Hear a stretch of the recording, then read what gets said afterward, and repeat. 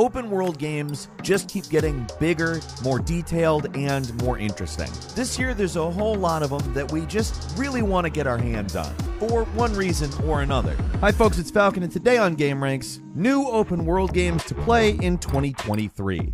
Starting off with number 25, it's Everywhere, and I'm not going to lie to you and tell you I know exactly what this game is. It's called Everywhere, it's an open world game. Leslie Benzies is the guy in charge, it's a new studio. The whole point, he says, is that this is supposed to be a less restrictive open world game. It looks kind of sci-fi, it looks really ambitious, and, I mean, we're talking about a guy who's been involved in some of the best open world games of all time, the GTA series, so obviously it's worth a shot. Everywhere is supposedly coming out next year. Well, not necessarily everywhere, but at least Microsoft Windows.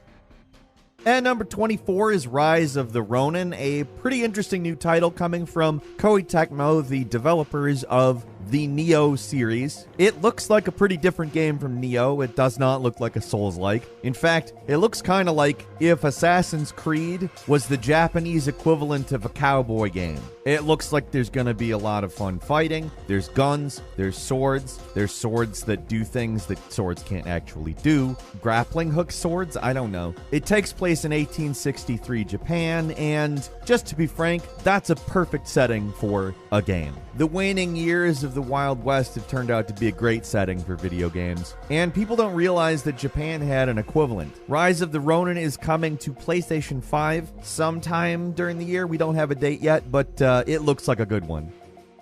And number 23 is Atomic Heart. As you know, a USSR BioShock, basically. Obviously, there's a lot more going than just that, but that's a pretty good way to sum it up. This game takes place in an absolutely beautiful alternate Soviet Union, where robotics have made these huge leaps, there's integration with biotics, and some kind of very intriguing plot that will no doubt involve a mystery and the nature of the machines. Atomic Heart is landing on the PlayStations, the Xboxes, and PC February 21st. At number 22 is Crimson Desert, which comes to us from Pearl Abyss, the developers of Black Desert Online. This was originally going to be a prequel to the famed online game, however, it is actually not. Development resulted in something they just considered completely different, and although it does run on the same engine, an upgraded one to be exact, Crimson Desert is going to set itself in medieval times. It is a fantasy game, and it is single player. Primarily. Allegedly, there's some multiplayer elements, but I don't know exactly what they are. It's been mostly billed as a single-player action RPG that doesn't have a set date yet, but is coming in 2023 to the PlayStations, the Xboxes, and PC.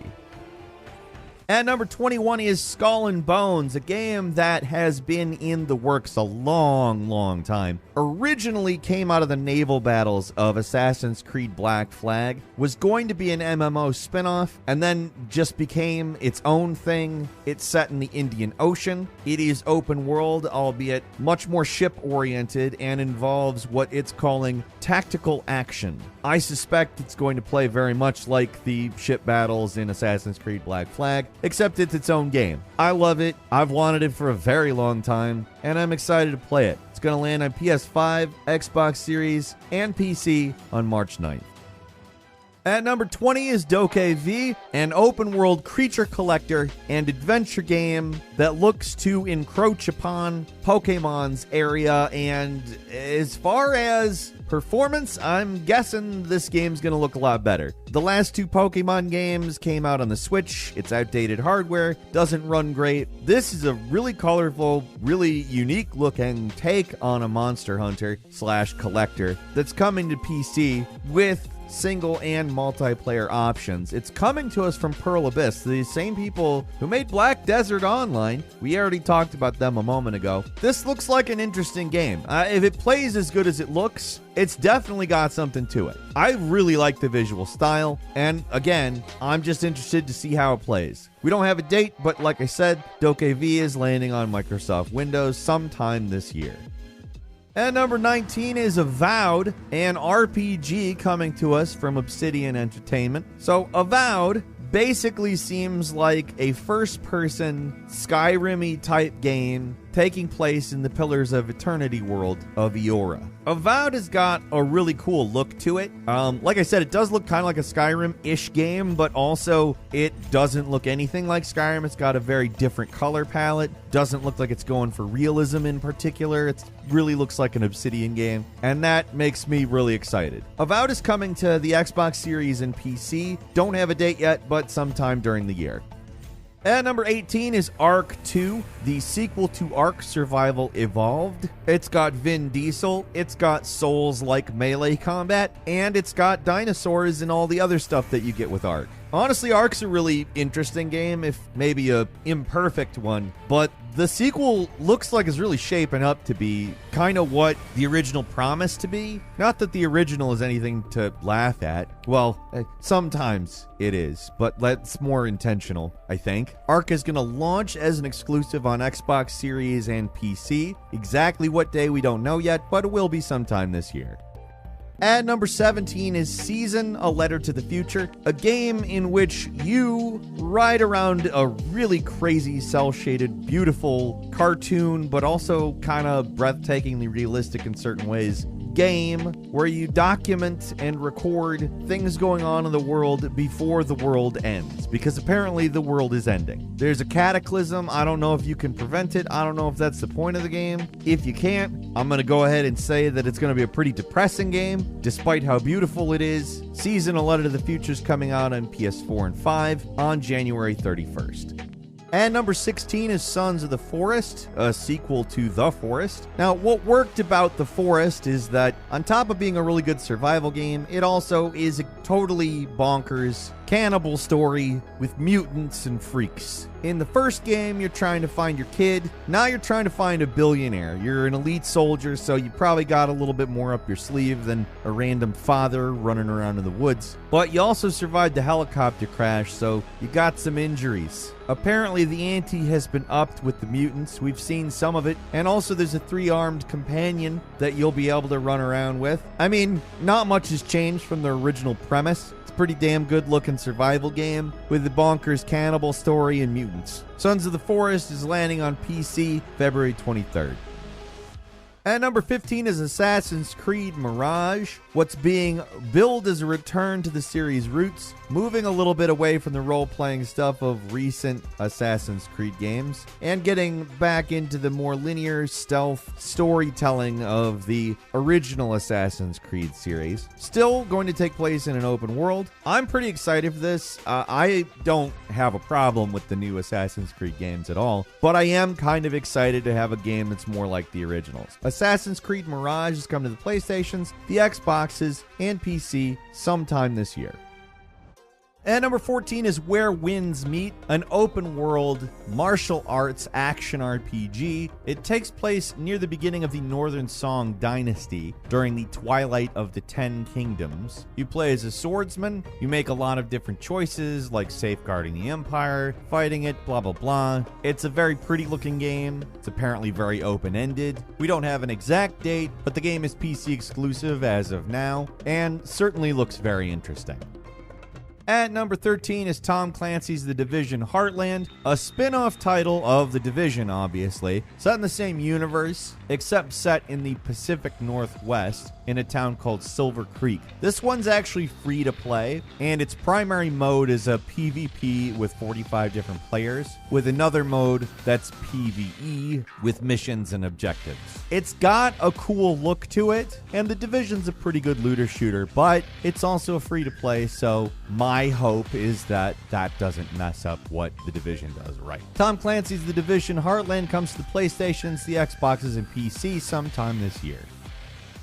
At number 12 is Dead Island 2, which takes place on the island of Los Angeles and San Francisco. Not exactly an island, but a very large chunk of the world, which is going to be infected after the island incident. Apparently, the combat is going to see a bit of a revamp, and of course, the world is much, much larger than the original games, and the story of Dead Island continues. Dead Island 2 is coming to the PlayStations, the Xboxes, and PC April 28th.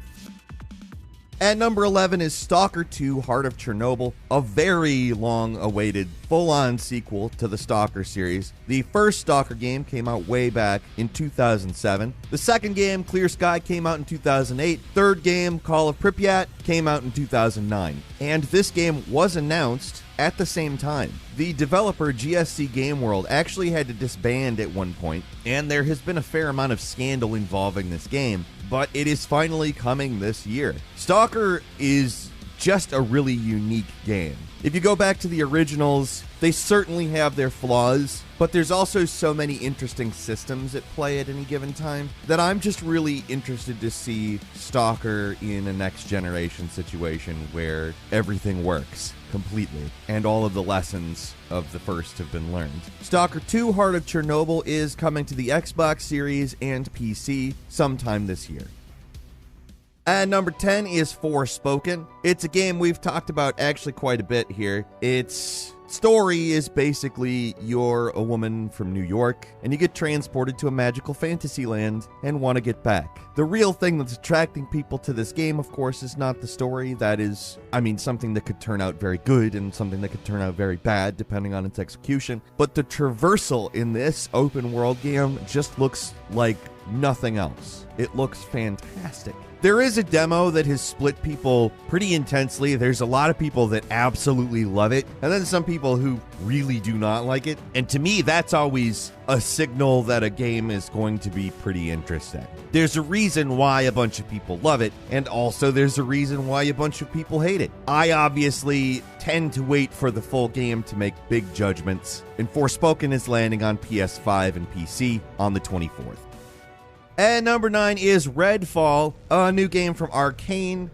As longtime viewers will know, I'm a big Arcane fanbird. Redfall is kind of a different looking game for them. Basically, vampires have taken over this town called Redfall, and in some ways it looks like Left 4 Dead, and then when you watch it, it doesn't really look like Left 4 Dead. Arcane always has something interesting to say and do with its games, so I'm pretty interested to see exactly how this one shakes out. This game's landing on Xbox Series and Windows sometime in the first half of the year.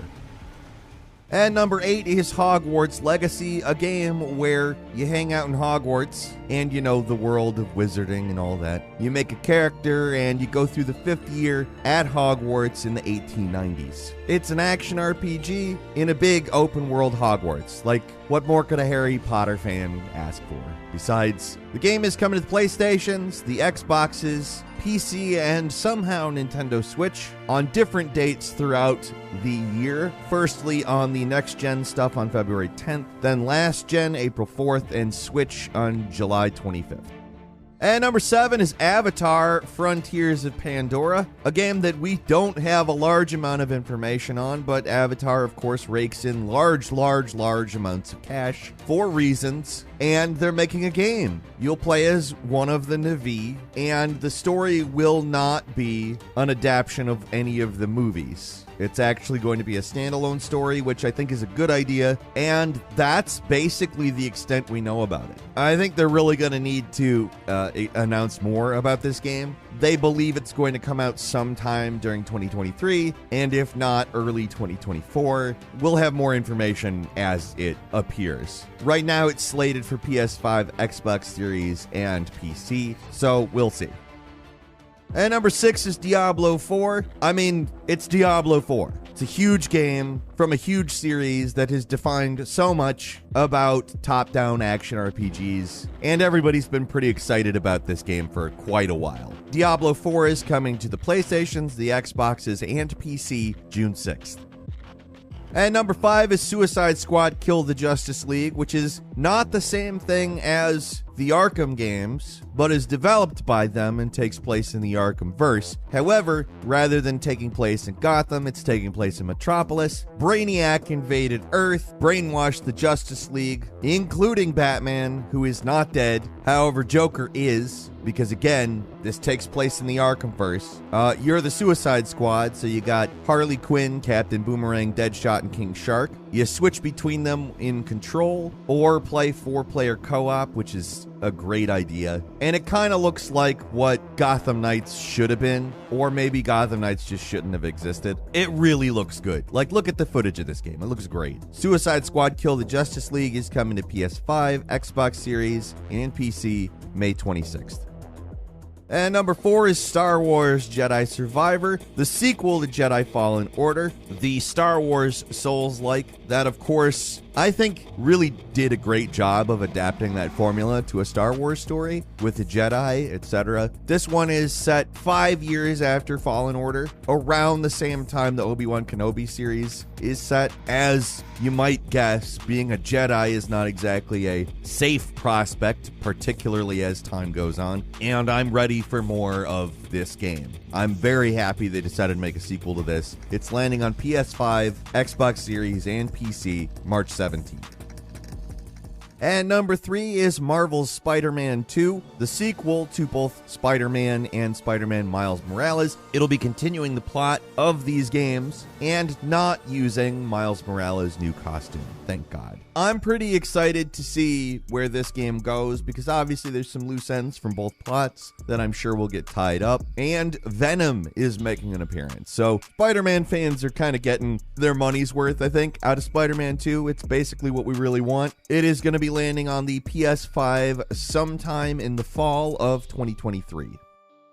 And number 2 is a heavy hitter. Legend of Zelda Tears of the Kingdom is, of course, coming out this year. And, of course, I'm expecting that this is going to generate a very large amount of discussion. It looks beautiful, obviously, and continues the story of the first Breath of the Wild. It's probably the highest profile Zelda sequel to just retain the previous game and everything that happened, all of its events, etc., etc. There are a lot of unanswered questions about this game, but that's part of the fun, is it not? Legend of Zelda Tears of the Kingdom is coming out May 12th on the Nintendo Switch.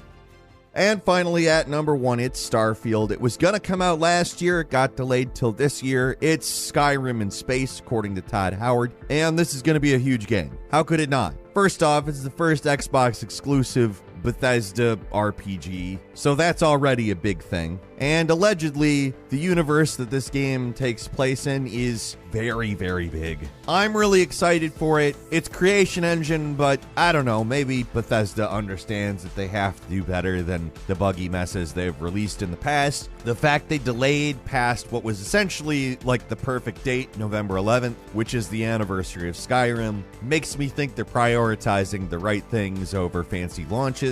And yeah, I'm excited. I've been excited. Starfield's going to be great. It's landing on Xbox Series and PC, probably in the fall, but we will have more information on its launch as it becomes available.